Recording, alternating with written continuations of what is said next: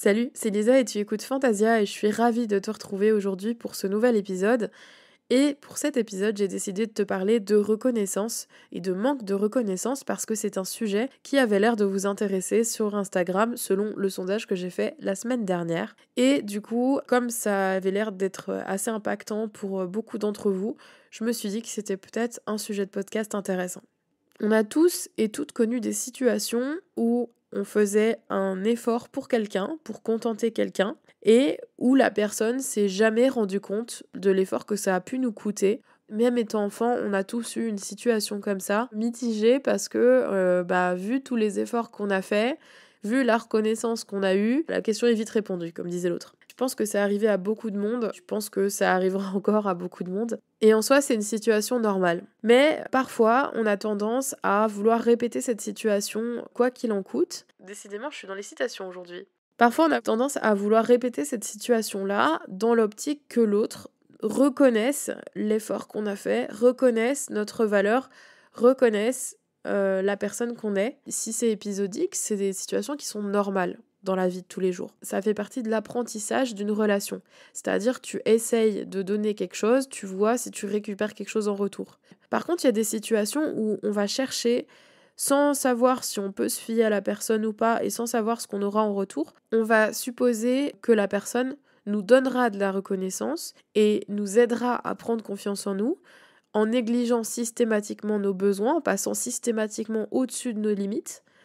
Le drame, c'est que quand ça fonctionne pas, quand la personne n'est pas réceptive à ça, ou quand la personne se rend pas compte de ça, parce qu'on est tous différents, eh ben ça finit dans des trucs où, par exemple, on peut se prendre la tête avec des gens parce que finalement nos limites n'étaient pas suffisamment claires, nous vis-à-vis de nous, et qu'on l'a pas vu, ou bien parce qu'on a l'impression d'être le seul à ramer pour la relation, ou bien parce qu'on tombe sur des personnes qui en profitent. Et toutes ces situations-là, peuvent être compliquées à vivre et peuvent être très énergivores. C'est un peu le sujet d'aujourd'hui, c'est ce côté, ok, pourquoi tu cherches en fait la reconnaissance des autres? Alors pourquoi on le fait? Qu'est-ce qui nous pousse à le faire de manière générale? En général, c'est plutôt parce qu'on a peur. Et la peur ne devrait pas nous motiver à faire des choses. Parce que notre peur, quand elle se manifeste dans ce type de situation, elle nous fait sauter nos limites et elle nous fait négliger nos besoins. Et ça, c'est la porte ouverte à pas se sentir bien, à se mettre en danger psychologiquement, à se mettre dans des relations qui sont pas forcément saines pour nous parce que on réfléchit pas à ce qu'on veut, etc. Mais alors de quoi on a peur quand on cherche après la reconnaissance des gens? La première peur que j'ai envie de te citer, c'est la peur du rejet, évidemment, puisque c'est celle qui fait qu'on a envie de s'intégrer à des groupes et qu'on a envie de se sentir validé par eux. Ici, je vais utiliser le mot validé parce que ça se prête plutôt bien à la fois à la reconnaissance des personnes qui t'entourent et à la fois à ta reconnaissance propre, mais qui du coup est plus une reconnaissance puisque c'est toi vis-à-vis de toi. Le fait d'être validé par les autres nous permet de nous sentir en sécurité parce que on se sent appartenir à un groupe. La deuxième peur que j'ai envie de te citer aujourd'hui, c'est la peur de ne pas être à la hauteur. Parce que elle implique forcément qu'on a l'impression qu'on va être rejeté parce qu'on n'est pas compétent, parce qu'on n'est pas assez, parce qu'on n'est pas assez bien, etc. Enfin, le dernier point, c'est un manque de connaissance de toi. Par exemple, si tu n'as pas appris à faire des introspections, à voir quelles sont tes qualités, quels sont tes défauts, à prendre du recul, etc., à ce moment-là, tu peux avoir l'impression, par exemple, de ne pas avoir beaucoup de qualités ou de n'avoir que des défauts, ou bien d'avoir l'impression de ne pas avoir, par exemple, de talent particulier. Ça, moi, je l'assimile à un manque de connaissance de toi, dans le sens où par rapport au manque de confiance, tu vas peut-être pas mal le vivre. Peut-être que ce sera pas quelque chose qui va revenir tout le temps en boucle dans ta tête. Peut-être que tu n'auras jamais des pensées de type ah je suis nul, j'y arriverai pas, machin, mais que juste t'as aucune idée de qui tu es et quelles sont tes qualités et en quoi t'es fort et en quoi t'es moins fort.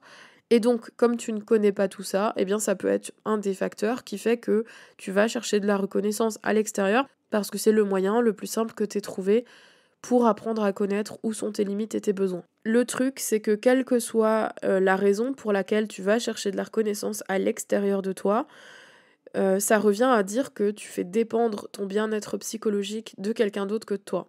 Et le problème quand tu laisses ton bien-être psychologique dépendre des autres, c'est que tu attires aussi des personnes que t'aimerais pas vraiment avoir dans ton entourage et qui peuvent faire énormément de dégâts. si tu te reconnais comme étant quelqu'un qui cherche la reconnaissance des autres à l'extérieur de manière un petit peu trop systématique, je te recommande de vraiment faire un point sur qui tu es. Quelles sont tes valeurs, quelles sont tes qualités, quels sont tes défauts, quelles sont tes limites, quels sont tes besoins, y compris tes besoins incompressibles, les choses dont vraiment tu as besoin dans une relation pour que ça se passe bien.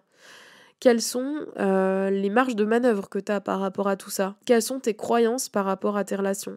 Tout ça, c'est important à au moins intellectualiser, y réfléchir et te poser la question. Parce que ça va te permettre de savoir ce sur quoi tu es prêt à plier pour certaines choses et ce sur quoi tu ne veux pas transiger. Quels sont tes no-go là-dedans? Et c'est important parce que ça va te permettre derrière de pouvoir placer tes limites correctement.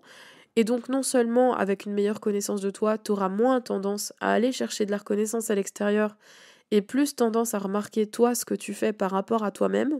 Mais en plus, ça va te permettre aussi de savoir ce qui est négociable et ce qui ne l'est pas quand tu fais quelque chose pour quelqu'un et à quel moment cette personne exagère par rapport à ce que toi tu acceptes. Donc ça fait un double effet, à la fois tu as une meilleure connaissance de toi et à la fois tu arrives mieux à savoir ce qui peut te poser de problème à un moment donné et là où tu marches sur des œufs par rapport à tes limites et là où tu dis non par rapport à tes limites. Donc toujours tout est une question vraiment de... ça tourne en rond, hein. Tu vois, là on a parlé de limites dont on avait déjà parlé précédemment, on parle de confiance dont on avait déjà parlé précédemment. Toutes ces thématiques, en fait, elles sont vraiment liées. Et c'est pour ça que s'il y a un truc qui fonctionne pas bien, eh ben, t'as l'impression que tout ton monde s'écroule. Parce que, justement, tout est lié ensemble et ça fait partie vraiment d'un tout. Donc, le grand conseil de cet épisode, et encore une fois, c'est pas un nouveau conseil, c'est quelque chose dont je te parle relativement régulièrement. Apprends à te connaître, apprends à savoir quelles sont tes qualités, quels sont tes défauts, quelles sont tes valeurs, quelles sont tes croyances limitantes, quelles sont les croyances auxquelles tu peux t'accrocher pour les modifier.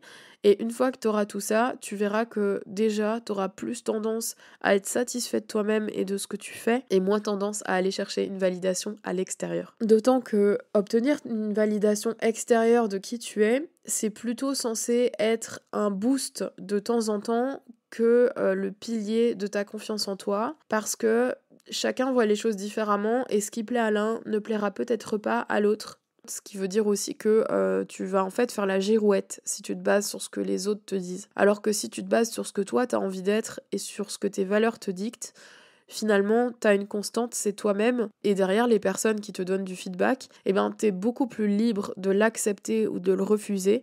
Alors que si tu recherches de la reconnaissance de manière systématique, tu acceptes tout en bloc, tu ne rejettes rien, y compris les choses qui sont destructrices pour toi, et donc tu ne sais plus où tu en es, et c'est normal, et tu sais plus qui tu es, et c'est normal. Donc encore une fois, la connaissance de toi, c'est la priorité, le reste, ça viendra après, une fois que tu auras établi qui tu es et qui tu veux être. J'espère que cet épisode t'a plu, si c'est le cas, n'hésite pas à parler de Fantasia autour de toi. Je te mets le lien pour l'épisode numéro 1 de la saison 2 qui parlait de la confiance en soi en description, ainsi que le lien pour t'inscrire à la liste d'attente d'Intensément Toi, où justement tu vas apprendre à faire connaissance avec toi-même. Donc si ça t'intéresse, va t'inscrire sur la liste d'attente. Et puis merci pour ton écoute, on se retrouve dans le prochain épisode, et puis d'ici là, porte-toi bien.